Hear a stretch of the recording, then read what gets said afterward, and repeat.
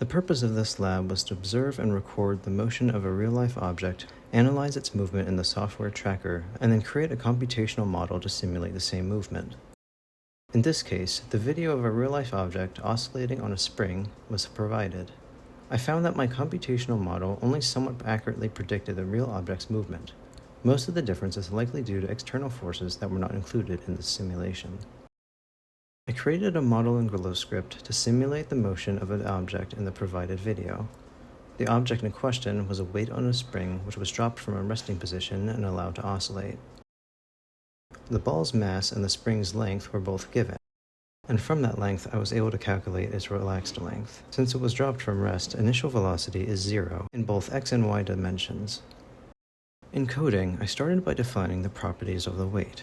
I then defined the mass given and the initial position and velocity using data from tracker. Finally, I defined time and length of time intervals based on the time intervals in tracker. In the next part of the code, I defined gravity, the spring constant, and relaxed spring length as I calculated. I then defined L, the unit vector of L, and spring length. Finally, I defined equations to calculate kinetic energy, gravitational potential energy, spring potential energy, and total energy.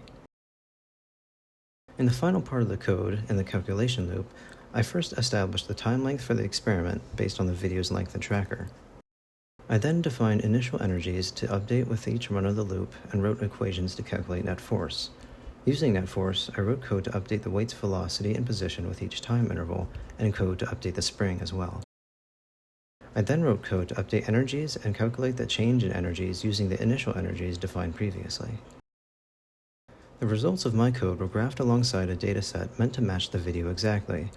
My simulation seemed to drag behind the real data prediction in both x and y directions. Oddly, in the y direction, my simulation consistently dipped lower than the real data prediction did. Overall, my trail representing my simulation created a latticed symmetrical box unrepresentative of the actual object's path, as it visualized using tracker in the image to the right. This is most likely due to external forces acting on the system that were not accounted for in my simulation. So in this model system, is the energy principle satisfied? The energy principle states that the net work performed on a system equals the change in its total energy. In this case, the system is isolated from its surroundings. Therefore, there is no energy being added or removed from the system, so change in total energy should equal 0, which it does.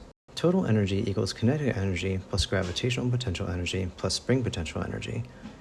Even though the individual energies change, their change in energy can only ever total to 0. Therefore, the energy principle is satisfied. I made two separate estimates of oscillation periods. First by the x position data, and second by the y position data. The period of oscillation, or t, is the time it takes for an object to go from its maximum distance in one direction to its maximum distance in the opposite direction and back. This can be estimated by identifying each moment the object is at its maximum distance in one direction and averaging the time between them. I looked through the data and found these moments and their corresponding times, and then found the time difference between them, and then averaged them. The period of oscillation in the x direction was around 1.65 seconds and 1.52 seconds in the y direction. The period of oscillation is different between directions.